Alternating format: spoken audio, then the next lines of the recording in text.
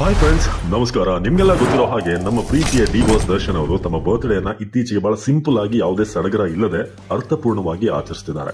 So ಮುಂದಿನ ತಿಂಗಳು ನಮ್ಮ ಡಿ ಬಾಸ್ ಅವರ ಬರ್ತ್ಡೇ ಫೆಬ್ರವರಿ 16ನೇ ತಾರೀಕು. ಅದಕ್ಕೂ ಮುನ್ನ ಒಂದು ಅನೌನ್ಸ್ಮೆಂಟ್ ಅನ್ನ ಅವರ ಮನೆಯ ಮುಂದೆ ಒಂದು ಫ್ಲೆಕ್ಸ್ ಅನ್ನು ಹಾಕಿಸಿದ್ದಾರೆ.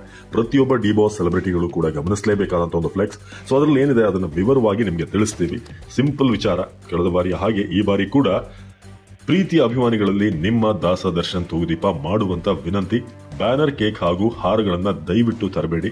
ಅದೇ ಹಣದಲ್ಲಿ ಈ ವರ್ಷವೂ ಸಹ ನಿಮ್ಮ ಕೈಲಾದ ಅಕ್ಕಿ, ಬೇಳೆ, ಸಕ್ಕರೆ ಹಾಗೂ ಇತರ ದವಸ ಧಾನ್ಯಗಳನ್ನ ದಾನ ಮಾಡಿ ಅದನ್ನು ಒಗ್ಗೂಡಿಸಿ ಸೇರಿಸಬೇಕಾದಂತ ಅನಾಥಾಶ್ರಮ, ವೃದ್ಧಾಶ್ರಮಗಳಿಗೆ ಪ್ರಾಮಾಣಿಕವಾಗಿ ತಲುಪಿಸುವಂತ ಜವಾಬ್ದಾರಿ ನನ್ನದು. ಈ ಸಂಭ್ರಮಾಚರಣೆಯ ಸಂದರ್ಭದಲ್ಲಿ ನಮ್ಮ ಮನೆಯ ಅಕ್ಕಪಕ್ಕದ ನಿವಾಸಿಗಳಿಗೆ ನಿಮ್ಮಿಂದ ತೊಂದರೆ ಆಗೋದು, ಪಟಾಕಿ ಹೊಡೆಯೋದು, ಕಾಂಪೌಂಡ್ ಹತ್ತುವುದು, ಹೂವು ಕುಂಡಗಳನ್ನ ಬೀಳಿಸೋದು ಹಾಗೂ ಅವರ ಸ್ವತ್ತುಗಳಿಗೆ ಹಾನಿ ಮಾಡುವುದು, ಇಂಥ ಅನುಚಿತ ವರ್ತನೆ ದಯವಿಟ್ಟು ನಡೀಬಾರದು. ನನ್ನ ಬಗ್ಗೆ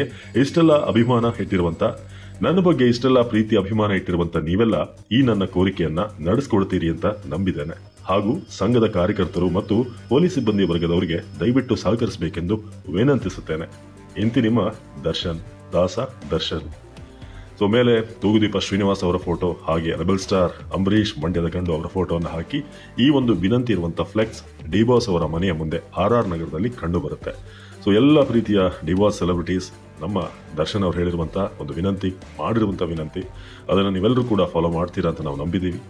ಖಂಡಿತ ಈ ಬರ್ತ್ಡೇನ ಇನ್ನಷ್ಟು ಸ್ಪೆಷಲ್ ಆಗಿ ಮಾಡೋ ರೀತಿ ಪ್ಲಾನ್ ಮಾಡಿ. Thank you.